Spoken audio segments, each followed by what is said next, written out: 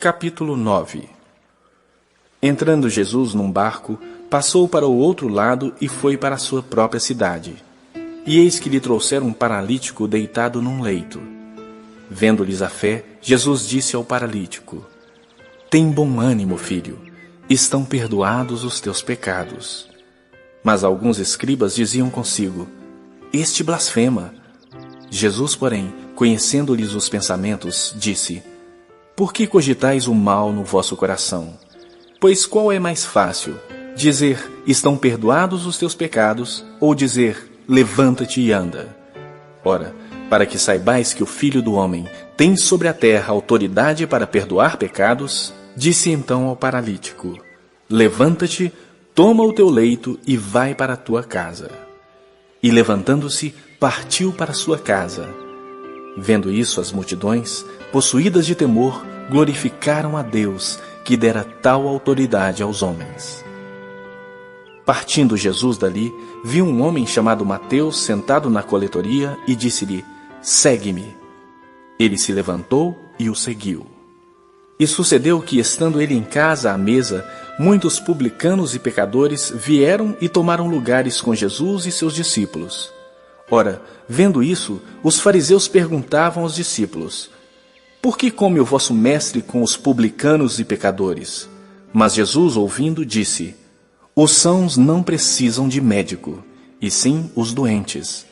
Ide, porém, e aprendei o que significa: misericórdia quero e não holocaustos. Pois não vim chamar justos, e sim pecadores ao arrependimento. Vieram depois os discípulos de João e lhe perguntaram: Por que jejuamos nós e os fariseus muitas vezes, e teus discípulos não jejuam?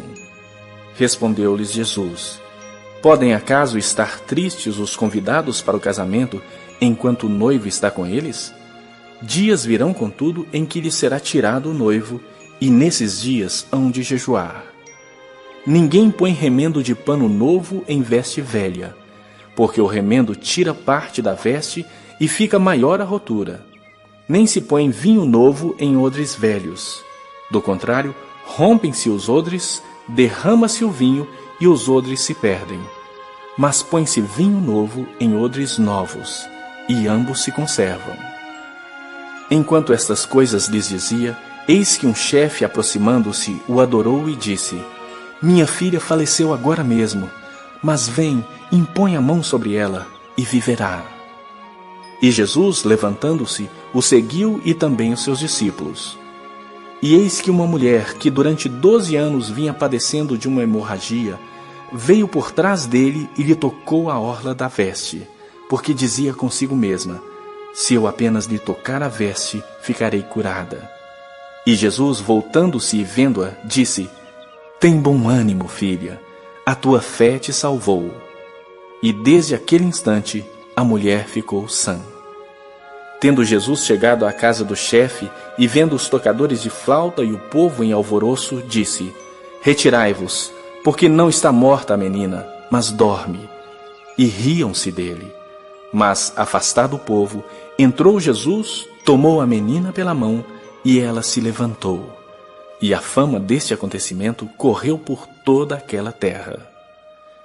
Partindo Jesus dali, seguiram-no 2 cegos, clamando: Tem compaixão de nós, filho de Davi.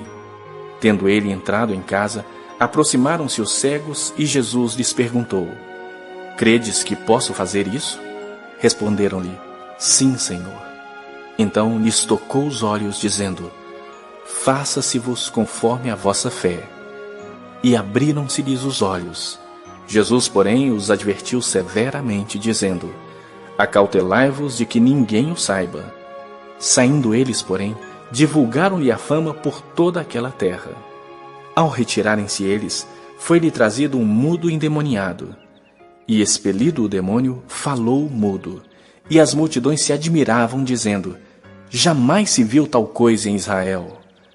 Mas os fariseus murmuravam: Pelo maioral dos demônios é que expele os demônios. E percorria Jesus todas as cidades e povoados, ensinando nas sinagogas, pregando o evangelho do reino e curando toda sorte de doenças e enfermidades.